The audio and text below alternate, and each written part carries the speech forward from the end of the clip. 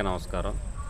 నా పేరు J. Eliezer, district project manager, Andhra Pradesh community managed natural farming, Kakinada జిల్లా. ప్రస్తుత రబీ సీజను చాలా ముందుకు సాగుతుంది. దీనికి గాను ప్రకృతి వ్యవసాయ పద్ధతుల్లో మరి వరి, జీడి మామిడి అపరాలు పండించడానికి ఒక యాక్షన్ ప్లాన్ తయారు చేయడం జరిగింది. ప్రకృతి వ్యవసాయంలో ముఖ్యంగా పిఎండిఎస్, ఆర్డిఎస్ అనేది చాలా ఇంపార్టెంట్. అదేవిధంగా మరి గ్రోత్ స్టిమ్యులెంట్స్ అనగా బయోస్టిమ్యులెంట్, జీవ ఉత్ప్రేరకాలు కూడా చాలా మరి ప్రాధాన్యత సంతరించుకున్నాయి. ఇందులో భాగంగా ప్రతి క్యాడరు కంపాక్ట్ బ్లాక్ వేయాలని, అదేవిధంగా రైతుల చేత కంపాక్ట్ బ్లాక్ వేయాలనే ఉద్దేశంతో మా గౌరవ ఈవీసీ గారు ప్రత్యేకమైన ఆదేశాలు ఇవ్వడం జరిగింది. ఇందుకు గాను మేము అపరాల్లో ఏక పంట కాకుండా పలు పంటలు వేయడానికి మేము ఒక సీడ్ మిక్స్ తయారు చేయడం జరిగింది.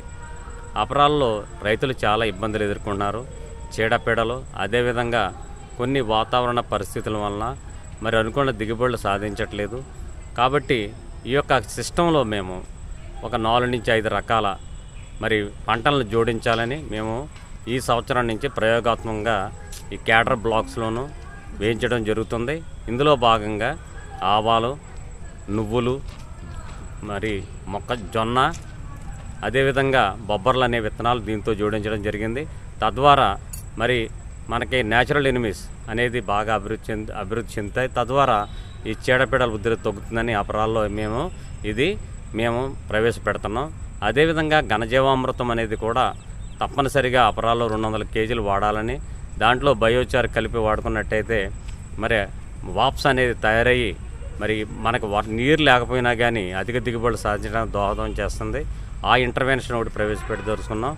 అదేవిధంగా ఈ యొక్క రబీ ప్యాడీ వచ్చేటప్పటికి మేము ఘనజీవామృతం అనేది 400 నుంచి 600 కేజీలు వేయడం, బయోచార్ కలపడం, తద్వారా మరి ఈ యొక్క కెమికల్ ఫీల్డ్ తోటి పోటీ పడే విధంగా ప్రకృతి వ్యవసాయ పద్ధతుల ద్వారా వరి పంట కూడా ధీటుగా ఉండేటట్టు మేము చర్యలు తీసుకుంటున్నాం. అదేవిధంగా A grade model, ATM model, compact block models అనేవి కూడా ఈ జిల్లాలో మేము విస్తృతంగా చేయాలని మా గౌరవ ఈవీసీ గారు మరి ప్రతిపాదించారు. కాబట్టి మేము ఆ విధంగా చర్యలు తీసుకోండి. ఇందులో భాగంగా కేడర్ అందరికీ శిక్షణా కార్యక్రమం అనేది ఇవ్వడం జరుగుతుంది. జిల్లాలో పనిచేస్తున్న 420 మందికి దశల వారీగా మరి మేము శిక్షణా కార్యక్రమం ఇస్తున్నాం. ఇది ప్రతి శిక్షణా కార్యక్రమం 5 రోజులు నిడివి ఉంటుంది.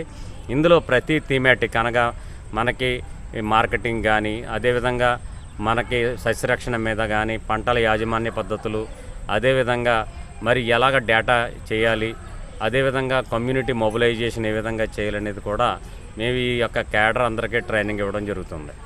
సో దీని ద్వారా రైతుల యొక్క ఆదాయం పెంచాలి. క్లైమేట్ రెసిలియన్స్ అనేది వాతావరణంలో మరి విపరీతమైన మార్పులు అనేవి వస్తున్నాయి.